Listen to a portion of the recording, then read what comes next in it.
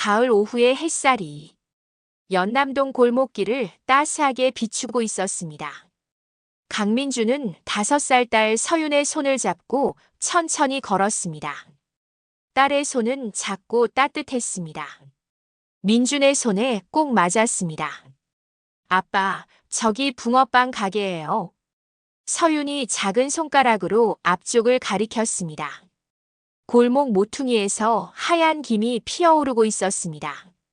갓 구운 붕어빵 냄새가 바람을 타고 흘러왔습니다. 고소하고 달콤한 냄새였습니다. 그래, 가보자. 뭐 먹고 싶어? 파치요. 아빠는 슈크림 좋아하시잖아요. 민주는 미소 지었습니다. 딸은 아빠의 취향을 기억하고 있었습니다. 사소한 것까지 다 알고 있었습니다. 이런 순간이 민준에게는 선물 같았습니다. 붕어빵 가게 주인은 50대 중반의 남자였습니다. 단골 손님을 알아보고 환하게 웃었습니다. 서윤이 왔네. 오늘도 파. 네. 아빠 거는 슈크림이요. 알았어. 조금만 기다려. 주인은 능숙하게 붕어빵을 집어 종이봉투에 담았습니다. 김이 모락모락 났습니다. 서윤은 두 손으로 조심스럽게 받아들었습니다. 민주는 지갑에서 10,000원짜리를 꺼냈습니다. 주인이 잔돈을 건넸습니다. 민주는 잔돈을 서윤의 주머니에 넣어주었습니다. 고맙습니다, 아저씨. 서윤이 또박또박 인사했습니다. 주인이 손을 흔들며 웃었습니다.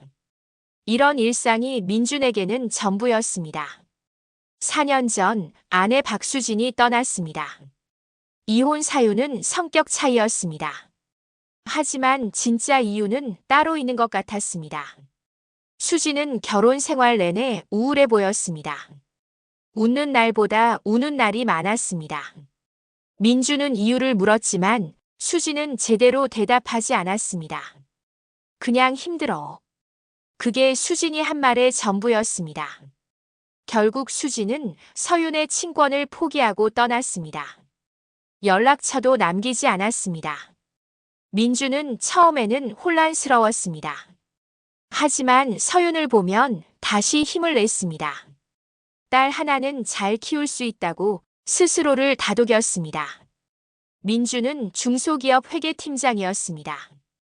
수입은 많지 않았지만 안정적이었습니다. 서윤을 유치원에 맡기고 출근했습니다. 퇴근 후에는 서윤을 데리러 갔습니다.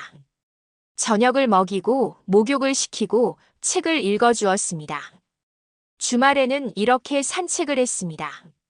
아빠, 맛있어요. 서윤이 붕어빵을 한 입 베어 물며 웃었습니다. 입 주변에 팥이 묻었습니다. 민주는 손수건을 꺼내 딸의 입을 닦아주었습니다. 천천히 먹어.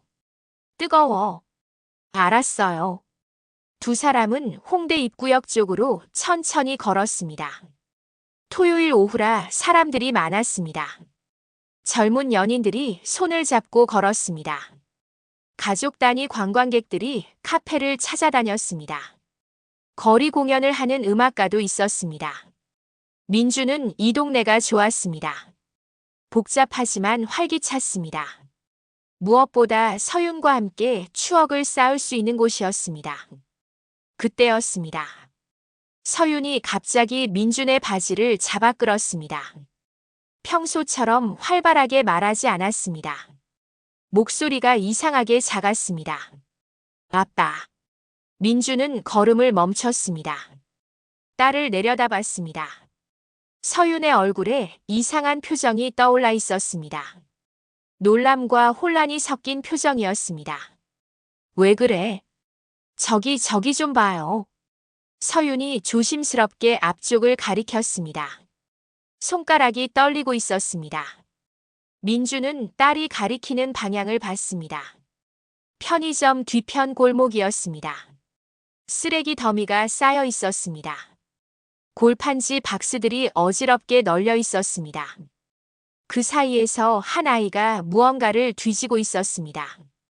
아이는 더러운 회색 후드티를 입고 있었습니다. 소매가 해져 있었습니다. 바지도 군데군데 구멍이 나 있었습니다. 운동화는 한쪽 끈이 풀려 있었습니다. 머리카락은 헝클어져 있었습니다. 아이는 쓰레기 더미에서 무언가를 찾고 있었습니다. 작은 손으로 비닐봉지를 뒤적였습니다. 남은 음식을 찾는 듯 했습니다. 민준의 가슴이 먹먹해졌습니다. 저렇게 어린아이가 혼자 쓰레기를 뒤진다니.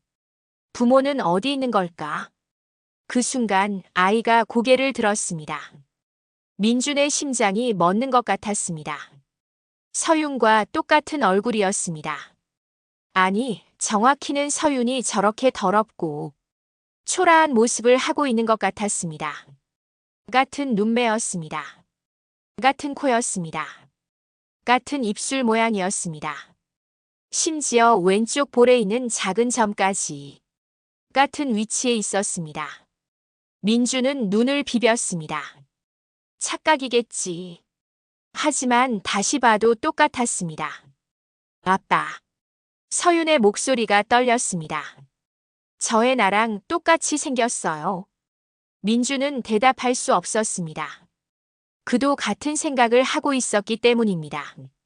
이건 우연일까? 아니면 아이는 민준과 서윤을 발견했습니다. 순간 얼어붙었습니다. 야생동물 같은 눈빛이었습니다. 경계와 두려움이 가득했습니다. 민준은 조심스럽게 한 걸음 다가갔습니다. 너무 빨리 움직이면 도망갈 것 같았습니다. 안녕. 아이는 뒷걸음질 쳤습니다. 쓰레기 더미 뒤로 숨으려 했습니다. 괜찮아. 무섭지 않아. 민주는 최대한 부드러운 목소리로 말했습니다. 하지만 아이는 여전히 경계했습니다. 서윤이 앞으로 나섰습니다. 손에 들고 있던 붕어빵을 내밀었습니다. 이거 먹을래? 아이는 붕어빵을 바라봤습니다. 눈에 강렬한 갈망이 떠올랐습니다. 하지만 선뜻 받지 못했습니다. 여전히 의심하고 있었습니다. 괜찮아. 그냥 줄게. 아직 따뜻해. 맛있어. 서윤이 붕어빵을 바닥에 조심스럽게 놓았습니다. 그리고 몇 걸음 뒤로 물러났습니다. 아이는 한참을 망설였습니다. 주위를 둘러봤습니다. 함정은 아닌지 확인하는 듯 했습니다. 그리고 재빨리 다가가 붕어빵을 움켜쥐었습니다. 멀찍이 떨어진 곳으로 가서 먹기 시작했습니다. 굶주린 듯 빠르게 먹었습니다. 거의 삼키듯이 먹었습니다.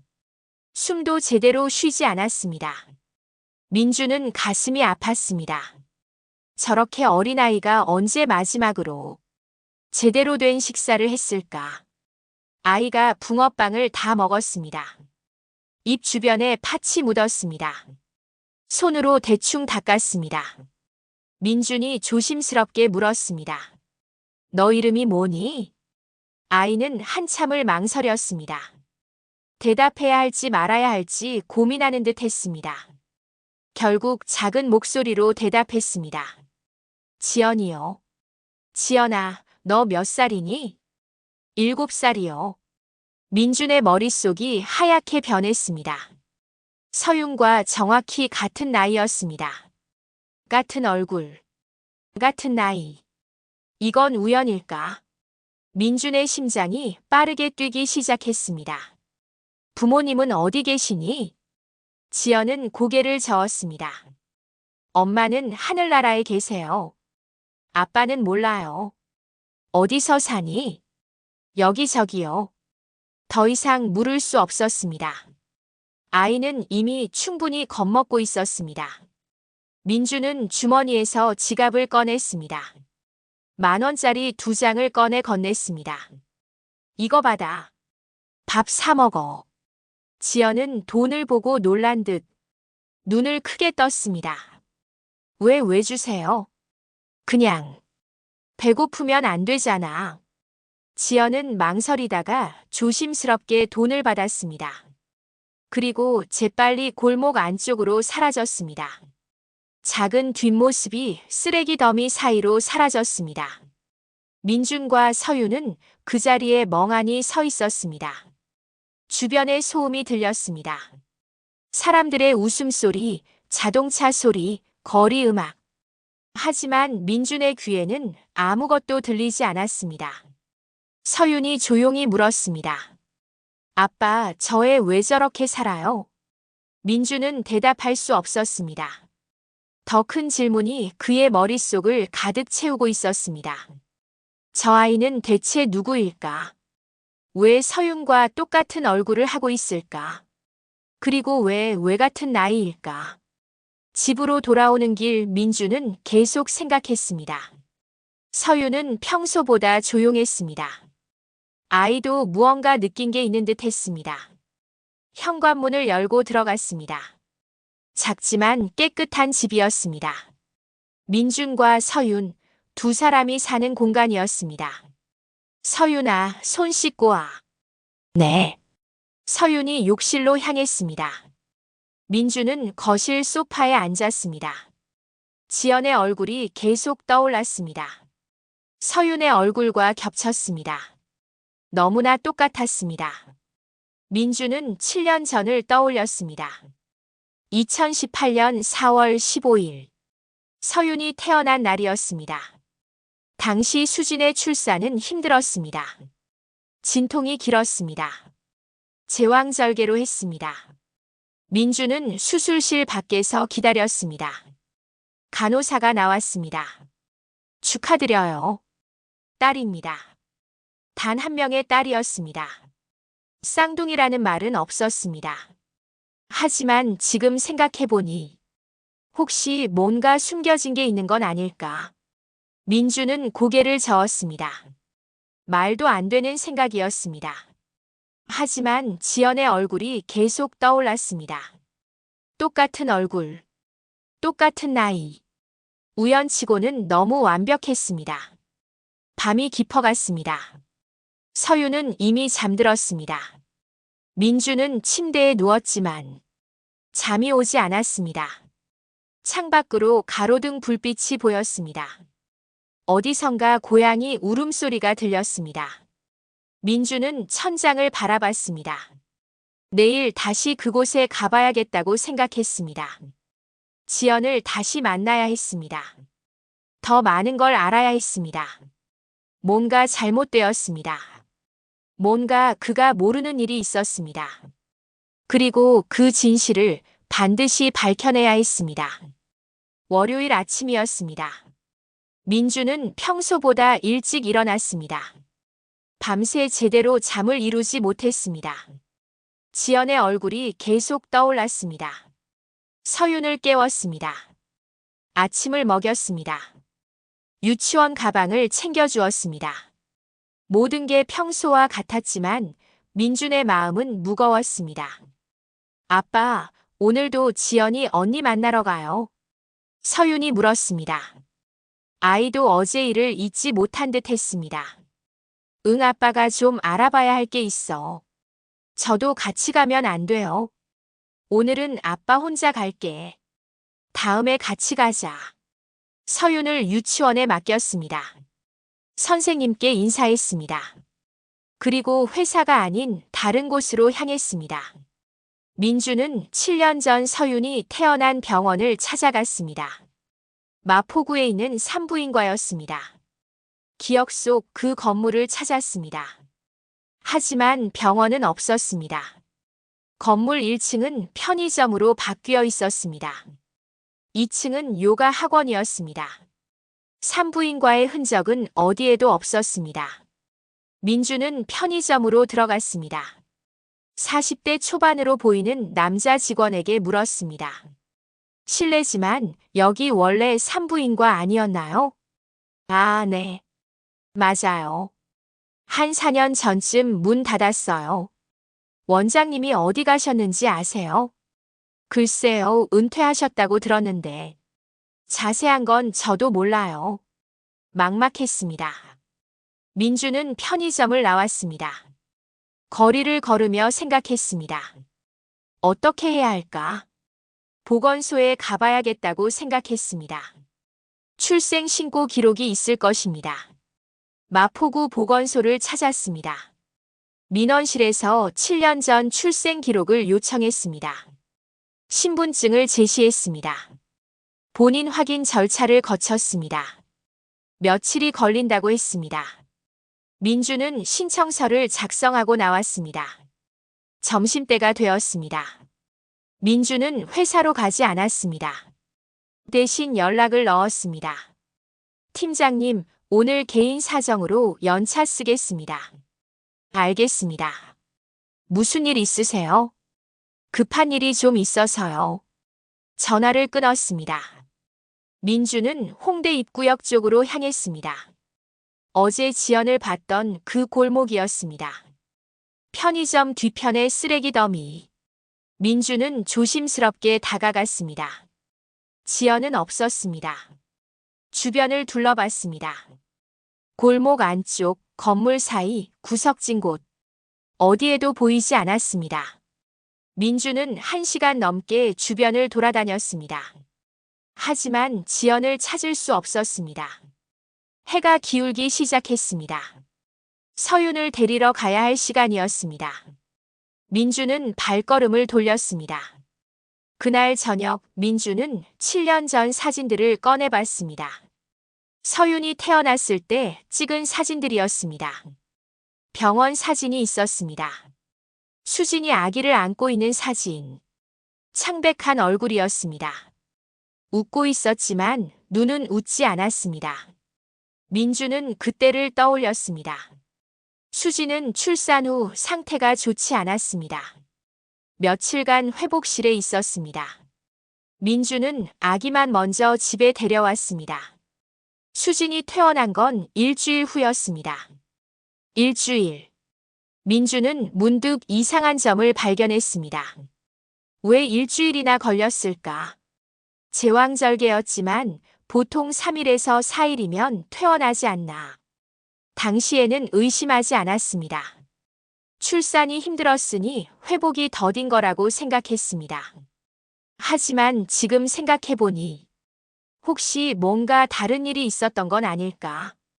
민주는 수진의 전화번호로 전화를 걸었습니다. 예상대로 현재 사용하지 않는 번호라는 안내가 나왔습니다. 2년 전 이혼 후 수진은 완전히 사라졌습니다. 친정 식구들도 연락이 닿지 않는다고 했습니다. 막막했습니다. 다음 날도 민주는 연차를 냈습니다. 팀장이 걱정스러운 목소리로 물었습니다. 팀장님, 무슨 일 있으세요? 도와드릴 일 있으면 말씀하세요. 괜찮습니다. 개인적인 일이라. 조만간 정리될 겁니다. 민주는 인터넷을 뒤졌습니다. 7년 전 그 병원에서 일했던 의료진을 찾아야 했습니다. 산부인과 간호사 커뮤니티를 찾았습니다. 병원 관련 카페를 검색했습니다. 땡땡 산부인과라는 키워드로 검색했습니다. 몇 가지 글이 나왔습니다. 대부분 환자들의 후기였습니다. 하지만 한글이 눈에 띄었습니다. 땡땡 산부인과 폐업, 직원들 뿔뿔이. 4년 전 올라온 글이었습니다. 댓글에 누군가 이름을 언급했습니다. 김영숙 선생님은 강남 쪽으로 옮기셨다던데. 김영숙. 민주는 그 이름을 기억했습니다. 서윤이 태어났을 때 분만실에 있던 간호사였습니다. 나이 든 여성이었습니다. 친절했던 기억이 났습니다. 민주는 강남 지역 산부인과를 검색했습니다. 하나씩 전화를 걸었습니다. 실례지만 김영숙 선생님 계신가요? 아니요, 여기는 없는데요. 5번째 병원에서 답이 왔습니다. 아, 김영숙 선생님요? 네, 계세요. 무슨 일이세요? 개인적으로 뵙고 싶은데 가능할까요? 글쎄요, 근무 시간에는 어려우실 텐데. 점심시간이면 가능하실 것 같은데요. 민주는 다음 날 점심시간에 그 병원 근처로 갔습니다. 병원 앞 카페에서 기다렸습니다. 12시가 조금 넘자 한 여성이 병원에서 나왔습니다. 50대 후반, 단정한 인상의 여성이었습니다. 민주는 일어나 다가갔습니다. 김영숙 선생님이십니까? 여성은 민준을 보고 잠시 멈칫했습니다. 얼굴에 이상한 표정이 스쳤습니다. 놀람 같은 것이었습니다. 네, 누구시죠? 저는 강민준이라고 합니다. 7년 전 땡땡 산부인과에서 제 아내가 출산했을 때 영숙의 얼굴이 창백해졌습니다. 손이 떨렸습니다. 앉으시죠. 두 사람은 카페 구석 자리에 앉았습니다. 영숙은 커피를 주문했지만 마시지 않았습니다. 손으로 컵만 만지작거렸습니다. 무슨 일이세요? 민주는 조심스럽게 말했습니다. 7년 전 제 아내 박수진이 출산했을 때 선생님이 계셨습니다. 그때 혹시 이상한 일은 없었습니까? 영숙은 시선을 피했습니다. 창밖을 바라봤습니다. 무슨 말씀인지 제발 말씀해 주세요. 제가 며칠 전 한 아이를 만났습니다. 제 딸과 똑같이 생긴 아이였습니다. 나이도 똑같았습니다. 이게 우연일까요? 영숙은 한참을 침묵했습니다. 손이 계속 떨렸습니다. 커피잔을 들었다 놓았다를 반복했습니다. 죄송합니다. 작은 목소리였습니다. 뭐가 죄송하다는 겁니까? 영숙은 고개를 들었습니다. 눈에 눈물이 고여 있었습니다. 그때 제가 잘못했습니다. 민준의 심장이 빠르게 뛰기 시작했습니다. 도대체 무슨 일이 있었던 겁니까? 영숙은 떨리는 목소리로 이야기하기 시작했습니다. 2018년 4월 15일. 박수진은 쌍둥이를 낳았습니다. 2명의 딸. 하지만 출산 직후 수진은 간호사들에게 간청했습니다. 한 명만 살렸다고 해주세요. 당신은 코로나 초기였습니다. 병원은 혼란스러웠습니다. 인력이 부족했습니다. 모든 게 정신없었습니다. 수진은 계속 울었습니다. 저는 한 명만 키울 겁니다. 한 명은 다른 곳으로 보내주세요. 의료진은 거절했습니다. 하지만 수진은 끝까지 고집했습니다. 결국 영숙이 개입했습니다. 마침 같은 병원에 이사라라는 환자분이 계셨어요. 영숙의 목소리가 점점 작아졌습니다. 유산을 하셔서 아기를 잃고 너무 슬퍼하고 계셨죠. 영숙은 사라에게 아기를 넘겼습니다. 불법이었습니다. 하지만 그때는 그게 최선이라고 생각했습니다. 출생신고는 한 명만 했어요. 다른 한 명은 사라 씨가 데려가셨고, 민주는 숨이 막히는 것 같았습니다. 그 사라라는 사람은 지금 어디 있습니까? 돌아가셨어요. 4년 전에 교통사고로. 그럼 아이는요? 영숙은 고개를 저었습니다. 저도 몰라요. 사라 씨가 돌아가신 후 아이가 어떻게 되는지. 민준의 머릿속이 하얗게 변했습니다. 제 딸이 7년 동안 어디서 뭘 하고 있었는지도 모르고 살았다니. 분노가 치밀어 올랐습니다. 당신들이 무슨 권리로 제 아이를 다른 사람에게 넘깁니까? 제 동의도 없이. 목소리가 커졌습니다. 주변 사람들이 쳐다봤습니다. 민주는 신경 쓰지 않았습니다. 제 딸이 지금 거리에서 쓰레기를 뒤지고 있어요. 7살밖에 안 된 아이가. 영숙은 울기 시작했습니다. 죄송해요. 정말 죄송해요. 제가 잘못했어요. 민주는 더 이상 그 자리에 있을 수 없었습니다. 일어나 카페를 나왔습니다. 거리를 걸었습니다. 방향도 모른 채 걸었습니다. 눈물이 났습니다. 7년 동안 그의 딸은 어딘가에서 고통받고 있었습니다. 그는 아무것도 몰랐습니다. 수지는 거짓말을 했습니다. 간호사는 불법으로 아이를 넘겼습니다. 그 결과 지연은 거리에서 쓰레기를 뒤지며 살고 있었습니다. 민주는 벤치에 앉았습니다. 얼굴을 손으로 가렸습니다. 한참을 그렇게 있었습니다. 해가 지고 있었습니다. 서윤을 데리러 가야 했습니다. 민주는 일어났습니다. 눈물을 닦았습니다. 지연을 찾아야 했습니다. 제대로 보호해야 했습니다. 더 이상 그 아이가 혼자 고통받게 둘 수 없었습니다. 집으로 가는 길, 민주는 결심했습니다. 내일부터 매일 그 골목에 갈 것입니다. 지연을 찾을 때까지.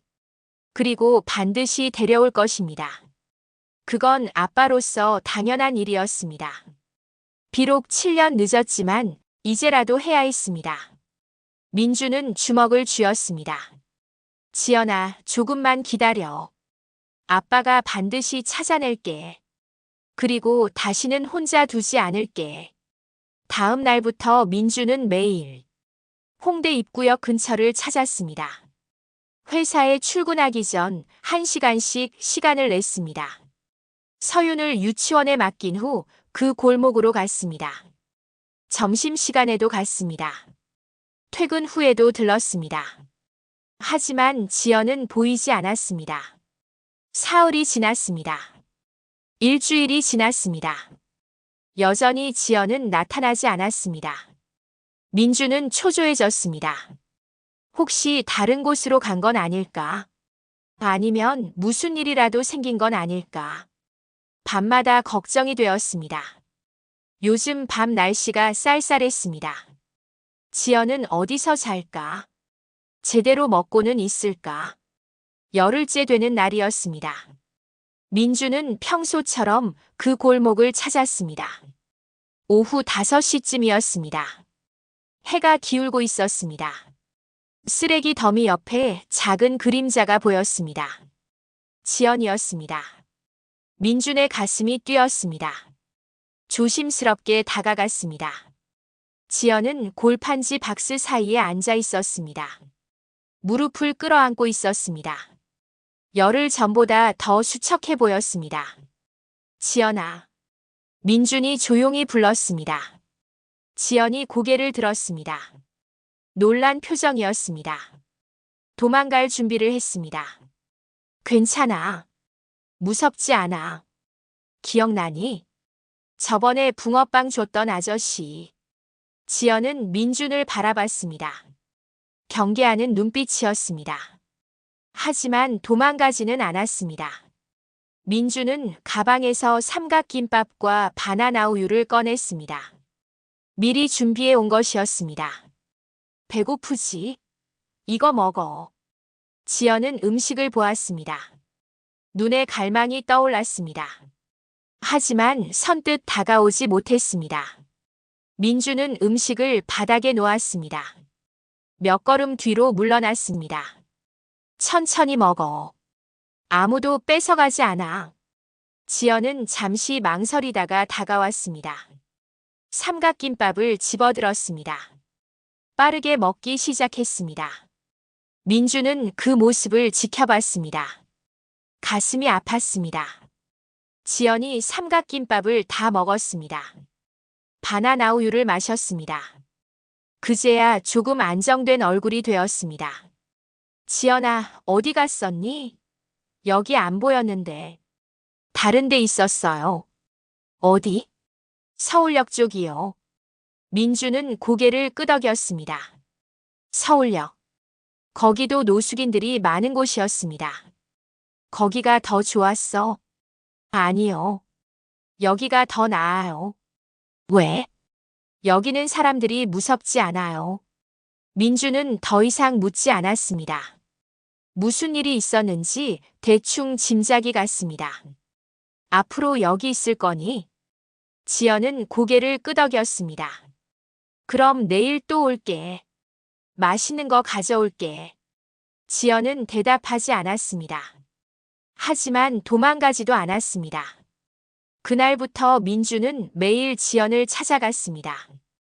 아침에 한 번, 저녁에 한 번. 음식을 가져갔습니다. 김밥, 주먹밥, 빵, 우유. 지연이 먹을 수 있는 것들이었습니다. 처음에는 말이 없었습니다. 민준이 음식을 두고 가면 지연이 먹었습니다. 그게 전부였습니다. 사흘째 되는 날, 지연이 먼저 말을 걸었습니다. 왜 자꾸 오세요? 민주는 잠시 생각했습니다. 뭐라고 대답해야 할까? 그냥 내가 걱정돼서. 왜요? 저 모르잖아요. 알고 싶어서. 지연은 고개를 갸우뚱했습니다. 이해할 수 없다는 표정이었습니다. 어른들은 다 무서워요. 착한 척 하다가 나쁜 짓 해요. 민준의 가슴이 찢어지는 것 같았습니다. 7살 아이가 할 말이 아니었습니다. 나는 안 그럴 거야. 약속해. 어떻게 믿어요? 시간이 지나면 알게 될 거야. 지연은 더 이상 말하지 않았습니다. 일주일이 더 지났습니다. 지연은 조금씩 마음을 열기 시작했습니다. 민준이 오면 도망가지 않았습니다. 가까이 다가왔습니다. 함께 앉아 음식을 먹었습니다. 지연아, 너 살아 엄마랑 어떻게 살았어? 민준이 조심스럽게 물었습니다. 지연의 눈이 잠시 흐려졌습니다. 좋았어요. 엄마가 책도 읽어주고 안아주고 따뜻했어요. 그럼 언제부터 혼자 된 거야? 엄마가 차에 치였어요. 병원 갔는데 안 깨어났어요. 그리고 하늘나라 갔대요. 그 후에는 쪽방에서 살았어요. 엄마 친구 아줌마가 있었는데 나중에 없어졌어요. 그래서 나왔어요. 집세는 몰라요. 아줌마가 안 내서 쫓겨났대요. 민주는 고개를 끄덕였습니다. 이사라가 죽은 후 지연은 제대로 된 보호자 없이 방치되었던 것입니다. 겁나지 않았어. 겁났어요. 근데 어쩔 수 없었어요. 지연의 목소리는 담담했습니다. 이미 너무 많이 겪어서 감정이 무뎌진 것 같았습니다. 주말이 되었습니다. 민주는 서윤을 데리고 지연을 찾아갔습니다. 서윤은 자신의 인형을 챙겨왔습니다. 과자도 가져왔습니다. 언니. 서윤이 밝게 인사했습니다. 지연은 조금 놀란 표정이었습니다. 이거 줄게. 내가 제일 좋아하는 토끼 인형이야. 서윤이 인형을 건넸습니다. 지연은 인형을 받아들었습니다. 내 거예요? 응. 나도 집에 똑같은 거 있어. 우리 똑같이 생겼으니까 똑같은 거 가지면 좋잖아. 지연은 인형을 꼭 안았습니다. 오랜만에 부드러운 것을 만지는 것 같았습니다.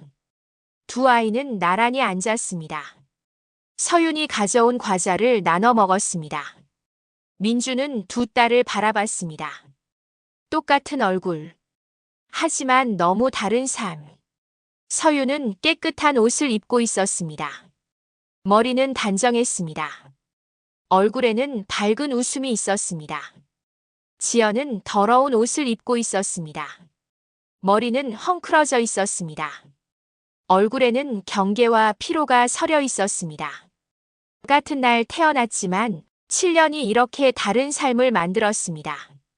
민주는 결심했습니다. 지연아. 네. 우리 집에서 같이 살래? 지연은 눈을 크게 떴습니다. 믿을 수 없다는 표정이었습니다. 왜요? 넌 혼자 살기엔 너무 어려. 따뜻한 집에서 살아야 해. 저 아무것도 못해요. 돈도 없고. 그런 거 안 중요해. 넌 그냥 있으면 돼.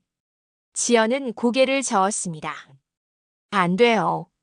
서윤이가 저를 싫어하면 어떻게 해요? 서윤이 언니의 손을 잡았습니다. 나 언니 좋아해. 같이 살자. 근데 저는 더러워요. 씻은 지도 오래됐어요. 민주는 부드럽게 말했습니다.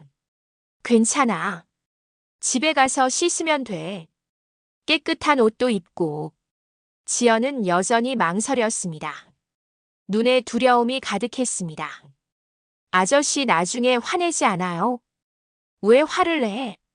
다른 어른들은 처음엔 좋다가 나중에 화냈어요. 때렸어요. 민준의 주먹이 저절로 쥐어졌습니다. 누가 이 어린아이를 때렸단 말인가? 나는 절대 안 그래. 약속해. 정말요? 정말이야. 지연은 한참을 생각했습니다. 민준을 쳐다봤습니다. 서윤을 쳐다봤습니다. 다시 민준을 봤습니다. 만약에 제가 싫으면 다시 여기로 보내주세요. 그런 일은 없을 거야. 하지만 내가 원하면 언제든 얘기해. 지연은 천천히 고개를 끄덕였습니다. 그럼 가볼게요. 민준은 안도의 한숨을 쉬었습니다. 그래. 가자. 우리 집으로. 서윤이 환호했습니다. 와. 언니 우리 집 온다. 세 사람은 일어났습니다. 지연은 토끼 인형을 꼭 안았습니다. 그게 지연이 가진 전부였습니다.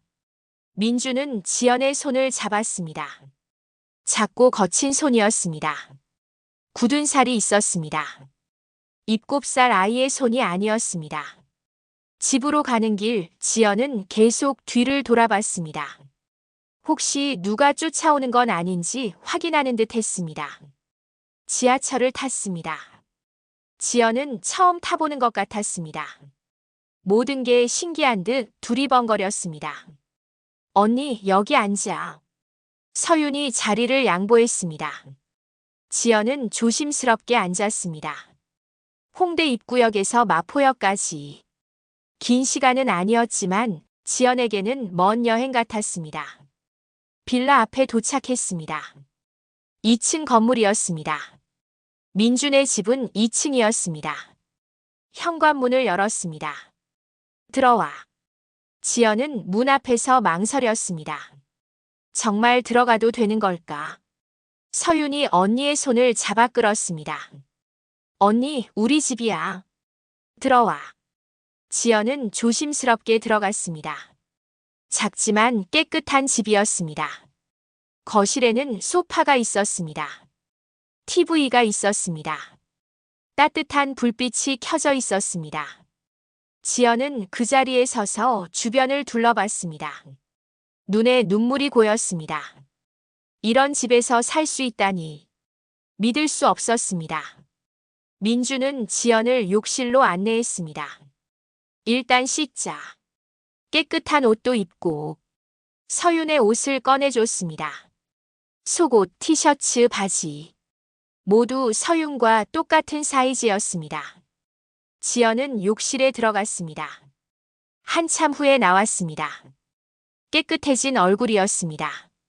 젖은 머리가 어깨에 늘어져 있었습니다. 서윤의 분홍색 옷을 입고 있었습니다. 민주는 잠시 숨이 멎었습니다. 서윤과 정말 똑같았습니다. 쌍둥이. 틀림없었습니다. 저녁을 차렸습니다. 라면과 김치볶음밥이었습니다. 간단했지만 따뜻한 음식이었습니다. 많이 먹어. 민준이 지연의 그릇에 밥을 더 담아줬습니다. 지연은 천천히 먹었습니다. 거리에서는 항상 빨리 먹어야 했습니다. 하지만 여기서는 천천히 씹을 수 있었습니다. 식사 후 민준이 말했습니다. 오늘은 서윤이 방에서 같이 자자. 내일부터 내 방을 만들어줄게. 지연은 고개를 끄덕였습니다. 두 아이는 나란히 이불에 누웠습니다. 똑같은 얼굴, 똑같은 잠옷. 민주는 불을 껐습니다. 잘 자, 우리 딸들. 지연은 천장을 바라봤습니다. 따뜻한 이불, 부드러운 베개, 옆에서 숨쉬는 서윤의 소리. 이게 꿈일까? 내일 아침에도 여기 있을 수 있을까? 지연은 두려웠습니다. 하지만 동시에 희망도 생겼습니다. 혹시 이제는 혼자가 아닐까? 지연은 눈을 감았습니다. 오랜만에 편안한 잠이었습니다. 지연이 집에 온 지 일주일이 지났습니다. 하지만 적응은 쉽지 않았습니다. 밤마다 지연은 악몽을 꿨습니다. 비명을 지르며 깼습니다. 온몸이 땀으로 젖어 있었습니다. 안 돼요. 가지 마세요. 어느 날 밤 지연이 울먹이며 소리쳤습니다. 서윤이 먼저 깼습니다. 언니를 흔들어 깨웠습니다. 언니 괜찮아. 꿈이야. 내가 여기 있어. 지연이 눈을 떴습니다. 어디인지 몰라 두리번거렸습니다. 숨이 가빴습니다. 민준이 방으로 들어왔습니다. 지연을 안았습니다. 괜찮아. 아빠가 여기 있어. 안전해. 여기는 내 집이야. 지연은 한참을 떨었습니다. 민준의 품에서 천천히 진정되었습니다. 무서운 꿈 꿨어요. 엄마가 사라지고 혼자 남았어요. 이제 혼자가 아니야. 우리가 있잖아. 지연은 고개를 끄덕였습니다. 하지만 여전히 불안해 보였습니다. 다음 날 아침이었습니다. 민주는 냉장고에서 우유를 꺼냈습니다.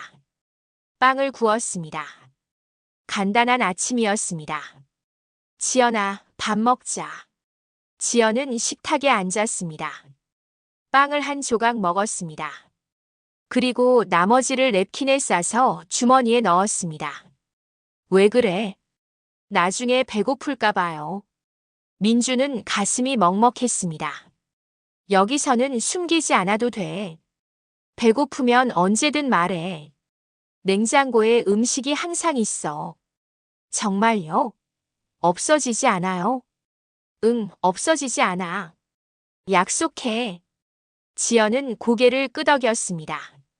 하지만 그 다음 날도 똑같이 음식을 숨겼습니다. 민주는 모르는 척했습니다. 시간이 필요했습니다. 안전하다는 걸 몸으로 느낄 시간.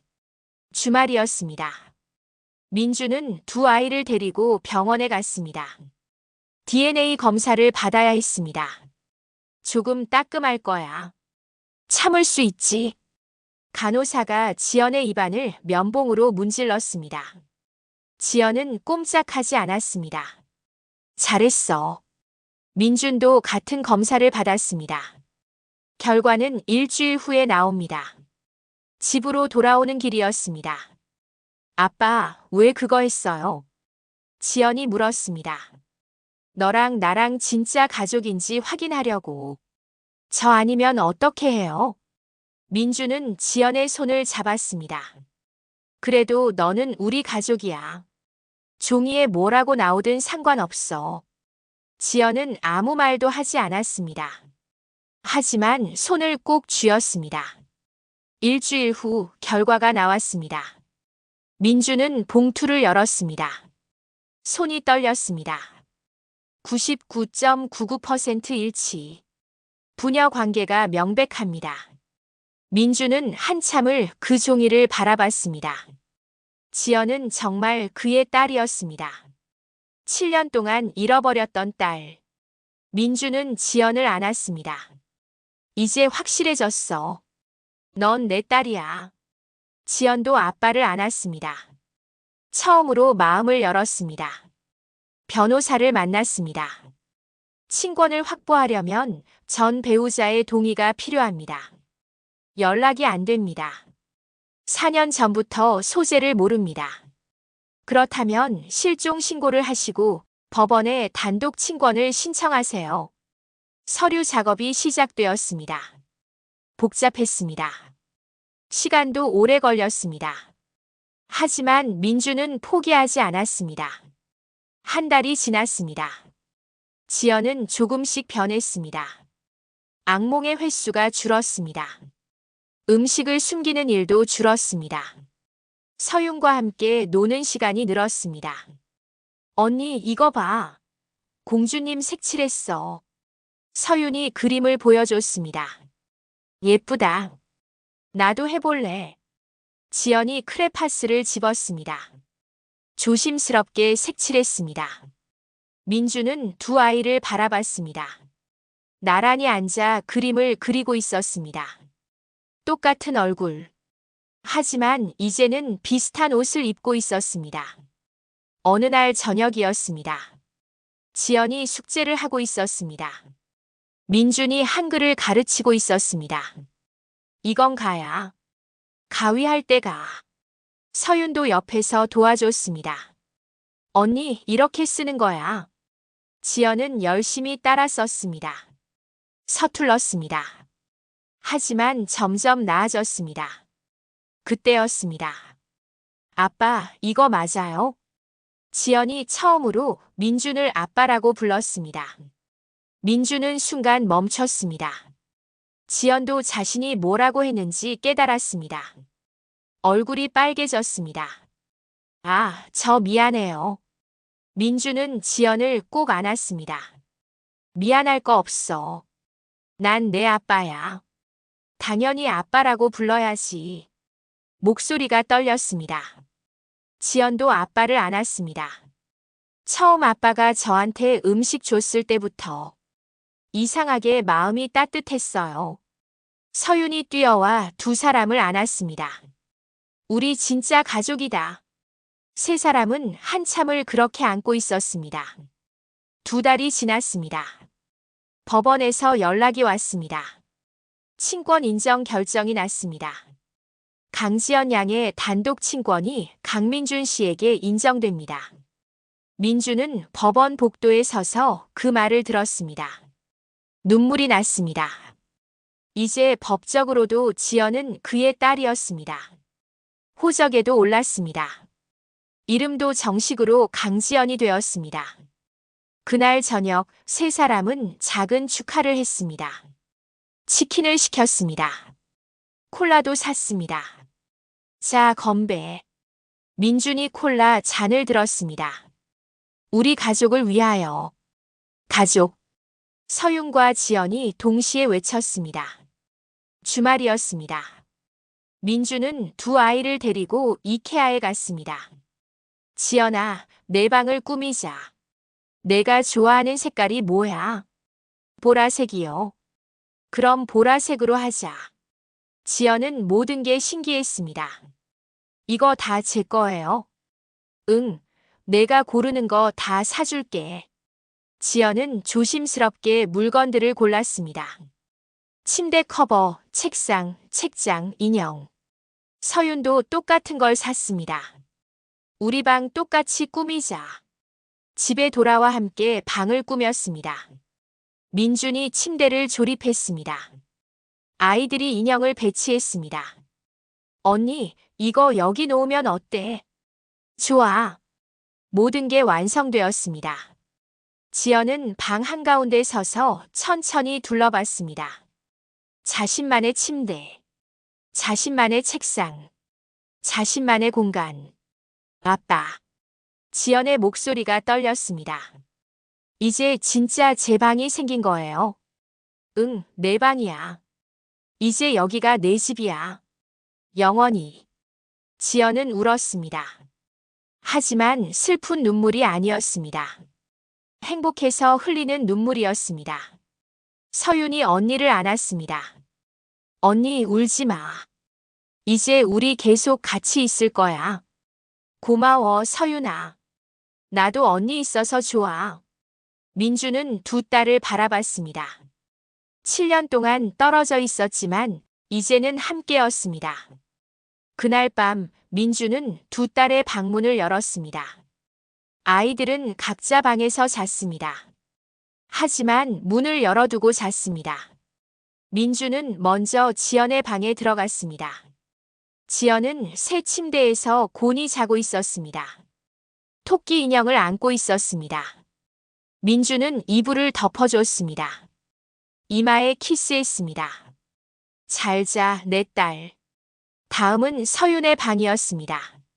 서윤도 편안하게 자고 있었습니다. 민주는 역시 이불을 덮어주고 이마에 키스했습니다. 거실로 돌아왔습니다. 소파에 앉아 창밖을 바라봤습니다. 별이 빛나고 있었습니다. 3개월 전만 해도 상상할 수 없던 일이었습니다. 잃어버린 딸을 찾았습니다. 법적으로 가족이 되었습니다. 이제 세 사람은 완전한 가족이었습니다. 쉽지 않았습니다. 지연은 아직도 가끔 악몽을 꿨습니다. 불안해했습니다. 하지만 점점 나아지고 있었습니다. 시간이 필요했습니다. 사랑이 필요했습니다. 그리고 민준에게는 그 둘 다 있었습니다. 민준은 벽에 걸린 가족 사진을 바라봤습니다. 최근에 찍은 사진이었습니다. 세 사람이 환하게 웃고 있었습니다. 이제야 가족이 완성되었습니다. 오래 기다렸지만 이제는 완전했습니다. 민준은 미소 지었습니다. 내일은 무엇을 할까? 공원에 갈까? 아니면 도서관에 갈까? 무엇을 하든 좋았습니다. 세 사람이 함께라면. 핸드폰이 울렸습니다. 학교에서 온 메시지였습니다. 내년 3월 신입생 입학 설명회 안내. 민주는 메시지를 읽었습니다. 지연과 서윤. 두 아이가 내년에 초등학교에 입학합니다. 같은 학교, 같은 학년. 어쩌면 같은 반. 민주는 상상했습니다. 두 아이가 나란히 학교에 가는 모습. 손을 잡고 교실로 들어가는 모습. 가슴이 따뜻해졌습니다. 민주는 답장을 보냈습니다. 참석하겠습니다. 그리고 달력에 표시했습니다. 앞으로 해야 할 일이 많았습니다. 입학 준비, 학용품 구매, 적응 훈련. 하지만 두렵지 않았습니다. 세 사람이 함께라면 무엇이든 할 수 있었습니다. 민주는 불을 끄고 침실로 갔습니다. 내일 아침에는 두 딸과 함께 아침을 먹을 것입니다. 주말에는 세 사람이 함께 공원에 갈 것입니다. 그리고 내년 봄에는 두 딸이 함께 학교에 갈 것입니다. 미래가 기대되었습니다. 처음으로 진심으로 기대되었습니다. 민주는 눈을 감았습니다. 편안한 잠이었습니다. 겨울이 지나갔습니다. 지연이 집에 온 지 6달이 되었습니다. 계절이 바뀌었습니다. 추운 겨울이 끝나고 봄이 왔습니다. 3월이었습니다. 민주는 두 딸과 함께 여의도 윤중로를 걸었습니다. 벚꽃이 만개했습니다. 하얀 꽃잎이 바람에 흩날렸습니다. 와, 예뻐요. 지연이 작게 감탄했습니다. 응, 예쁘지? 매년 봄마다 피어. 아빠, 내년에도 올 수 있어요? 물론이지. 매년 오자. 서윤이 지연의 손을 잡았습니다. 언니, 우리 저기 가서 사진 찍자. 두 아이는 벚꽃나무 아래로 뛰어갔습니다. 똑같은 분홍색 재킷을 입고 있었습니다. 민준이 어제 사준 옷이었습니다. 민준은 핸드폰을 꺼냈습니다. 카메라를 켰습니다. 자, 웃어봐. 두 아이가 환하게 웃었습니다. 손을 흔들었습니다. 민주는 연달아 셔터를 눌렀습니다. 나도 같이 찍을래요. 서윤이 셀카봉을 꺼냈습니다. 세 사람이 함께 프레임에 들어갔습니다. 하나, 둘, 셋. 찰칵. 사진 속 세 사람은 행복해 보였습니다. 민주는 작년 가을을 떠올렸습니다. 연남동 골목. 쓰레기 더미. 그곳에서 처음 지연을 봤던 날. 그때는 몰랐습니다. 그 아이가 자신의 딸인지. 하지만 마음 어딘가에서는 알고 있었던 것 같습니다. 그래서 매일 찾아갔습니다. 음식을 가져갔습니다. 포기하지 않았습니다. 그리고 지금 지연은 여기 있었습니다. 깨끗한 옷을 입고 밝은 얼굴로 웃으며 벚꽃길을 걸으며 아빠, 배고파요. 서윤이 말했습니다. 나도요. 지연도 덧붙였습니다. 그럼 뭐 먹을까? 떡볶이. 두 아이가 동시에 외쳤습니다. 민주는 웃었습니다. 좋아. 떡볶이 먹으러 가자. 근처 분식집으로 갔습니다. 떡볶이와 김밥을 주문했습니다. 두 아이는 나란히 앉아 맛있게 먹었습니다. 맛있어. 응, 맛있어. 민주는 두 딸을 바라봤습니다. 지연은 많이 변했습니다. 얼굴에 살이 올랐습니다. 눈에 생기가 돌았습니다. 악몽도 거의 사라졌습니다. 음식을 숨기는 버릇도 이제는 없었습니다. 아빠, 배불러요. 지연이 배를 쓰다듬으며 말했습니다. 많이 먹었구나. 응, 맛있었어요. 민주는 계산을 했습니다. 세 사람은 다시 벚꽃길로 나왔습니다. 해가 기울고 있었습니다. 노을이 아름다웠습니다. 아빠. 지연이 조용히 불렀습니다. 응, 고마워요. 왜? 저를 찾아줘서. 집으로 데려와서. 민주는 지연의 머리를 쓰다듬었습니다. 아빠가 미안해. 진작 찾았어야 했는데. 아니에요. 아빠는 몰랐잖아요. 지연이 민준의 손을 꼭 잡았습니다. 지금 이렇게 함께 있는 게 중요해요. 민주는 가슴이 뭉클했습니다. 7살 아이가 할 말이 아니었습니다. 하지만 지연은 너무 많은 걸 겪었습니다. 그래서 어른보다 더 성숙했습니다. 우리 앞으로도 계속 함께 있을 거야. 약속해요. 약속해. 집으로 돌아왔습니다. 현관문을 열자 따뜻한 공기가 느껴졌습니다. 손 씻고 와. 두 아이가 욕실로 향했습니다. 민주는 거실 소파에 앉았습니다. 오늘 찍은 사진들을 봤습니다. 벚꽃 아래에서 웃고 있는 두 딸. 민준과 함께 찍은 가족 사진. 행복한 얼굴들이었습니다. 민주는 사진 한 장을 선택했습니다. 인화하기로 했습니다. 며칠 후였습니다. 인화된 사진이 도착했습니다. 민주는 액자에 넣어 거실에 걸었습니다. 그 옆에는 다른 사진들도 있었습니다. 작년 겨울 눈 오던 날의 사진. 지연이 처음 집에 온 날의 사진. 방을 꾸미던 날의 사진. 시간의 흐름이 보였습니다. 불안하던 눈빛이 점점 밝아지는 모습이. 겁먹었던 표정이 점점 편안해지는 모습이. 민주는 사진 아래에 작은 글씨를 적었습니다. 2025년 봄, 우리 가족의 새로운 시작. 다음 주였습니다. 초등학교 입학식이 있는 날이었습니다. 민주는 일찍 일어났습니다. 두 딸을 깨웠습니다. 일어나. 오늘 입학식이야. 두 아이가 눈을 떴습니다. 벌써요? 응, 서둘러. 아침을 먹였습니다. 옷을 입혔습니다. 새 책가방을 메어줬습니다. 언니 떨려? 서윤이 물었습니다. 응, 조금. 괜찮아. 나도 옆에 있을 거야. 두 아이는 손을 잡았습니다. 학교로 향했습니다. 교문 앞에는 많은 학부모들이 있었습니다. 아빠, 제가 잘할 수 있을까요? 지연이 불안한 목소리로 물었습니다. 물론이지. 넌 이미 충분히 강한 아이야. 민준이 지연의 어깨를 다독였습니다. 그리고 서윤이가 옆에 있잖아. 서윤이 언니의 손을 꼭 잡았습니다.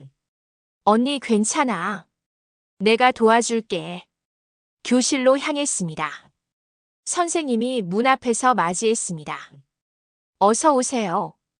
이름이 뭐예요? 강서윤이요. 강지연이요. 선생님이 명단을 확인했습니다. 아, 쌍둥이구나. 같은 반이에요. 들어오세요. 두 아이는 함께 교실로 들어갔습니다. 나란히 앉았습니다. 민주는 복도에서 교실을 바라봤습니다. 두 딸이 책상에 앉아 주변을 둘러보고 있었습니다. 조금 긴장한 얼굴이었습니다. 하지만 서로의 손을 잡고 있었습니다. 민주는 가슴이 벅찼습니다. 1년 전만 해도 상상할 수 없던 일이었습니다. 지연은 거리에서 쓰레기를 뒤지고 있었습니다. 혼자였습니다. 무서웠습니다. 하지만 지금은 달랐습니다. 학교에 다니고 있었습니다. 동생이 옆에 있었습니다. 집이 있었습니다. 아빠가 있었습니다. 입학식이 시작되었습니다. 교장 선생님의 말씀이 있었습니다. 학생 대표 선서가 있었습니다. 민주는 멀리서 두 딸을 바라봤습니다. 작은 등, 똑같은 머리 모양. 언젠가 이 아이들이 커서 어른이 될 것입니다. 그때도 서로를 기억할까? 이 힘들었던 시간을, 함께 극복한 순간을. 민주는 그럴 거라고 믿었습니다. 입학식이 끝났습니다. 아이들이 교실에서 나왔습니다. 아빠. 두 아이가 뛰어왔습니다. 어땠어? 좋았어요. 친구도 사귀었어요. 두 아이는 신나서 이야기했습니다. 민주는 미소 지었습니다. 잘했어. 우리 저녁에 맛있는 거 먹으러 가자. 좋아요. 세 사람은 손을 잡고 학교를 나왔습니다. 봄 햇살이 따사로웠습니다. 교문 앞 벚나무에서 꽃잎이 흩날렸습니다. 민주는 하늘을 올려다봤습니다. 구름 한 점 없는 맑은 하늘이었습니다. 그날 저녁이었습니다. 세 사람은 거실에 둘러앉았습니다. 민준이 두 딸을 바라봤습니다. 너희한테 해줄 이야기가 있어. 두 아이가 고개를 갸웃했습니다. 민주는 천천히 이야기하기 시작했습니다. 7년 전 이야기를. 쌍둥이로 태어났지만 떨어져야 했던 이야기를. 엄마의 선택과 간호사의 실수에 대한 이야기를. 지연은 이미 알고 있었습니다. 하지만 서유는 처음 듣는 이야기였습니다. 그래서 언니가 혼자 살았던 거예요. 응. 엄마는 왜 그랬어요? 민주는 잠시 생각했습니다. 엄마도 힘들었나 봐. 하지만 그게 옳은 선택은 아니었어. 엄마 미워요. 서윤이 말했습니다. 미워하지는 말자. 그냥 이해하지 못할 뿐이야. 지연이 조용히 말했습니다. 저는 엄마 미워하지 않아요. 정말? 응. 엄마가 저를 버렸지만 사라 엄마를 만났어요. 사라 엄마는 저를 정말 사랑해줬어요.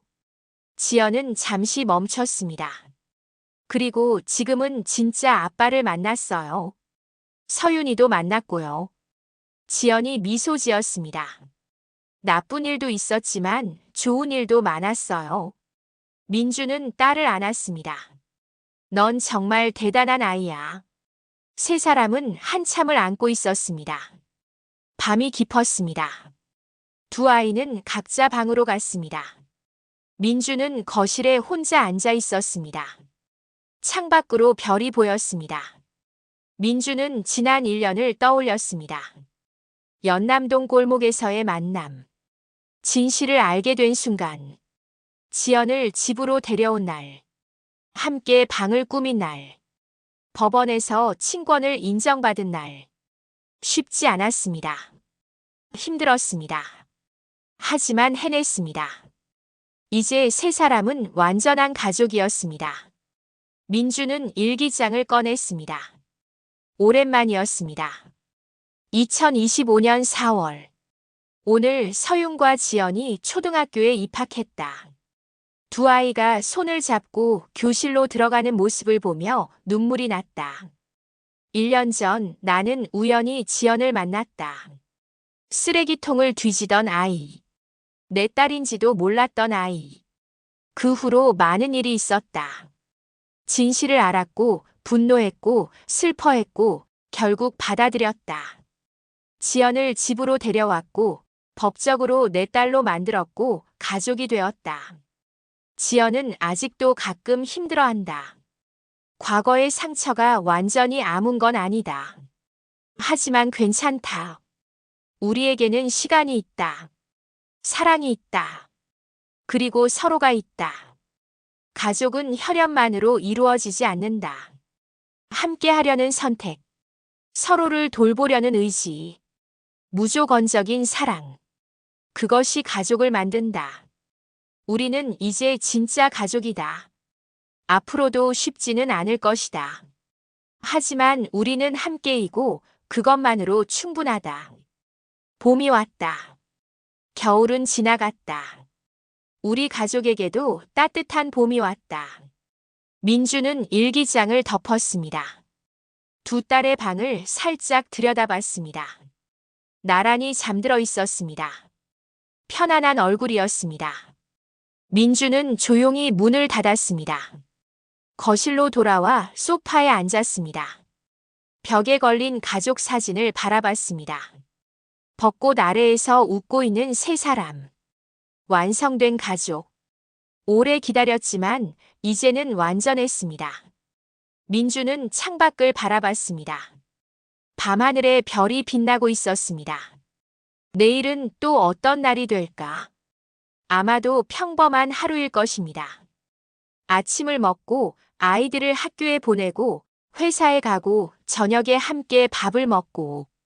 하지만 그 평범함이 기적이었습니다. 1년 전에는 상상할 수 없었던 평범함. 민주는 미소 지었습니다. 감사했습니다.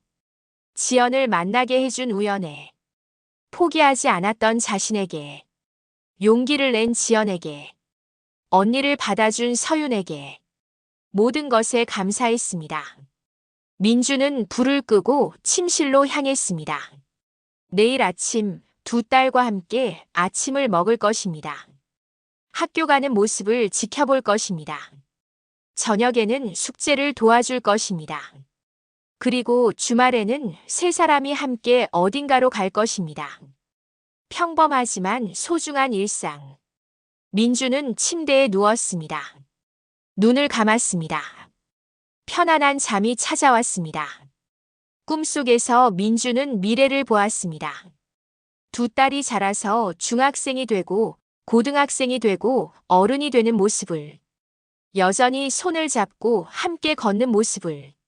민주는 미소 지으며 잠들었습니다. 그들의 봄은 이제 시작이었습니다.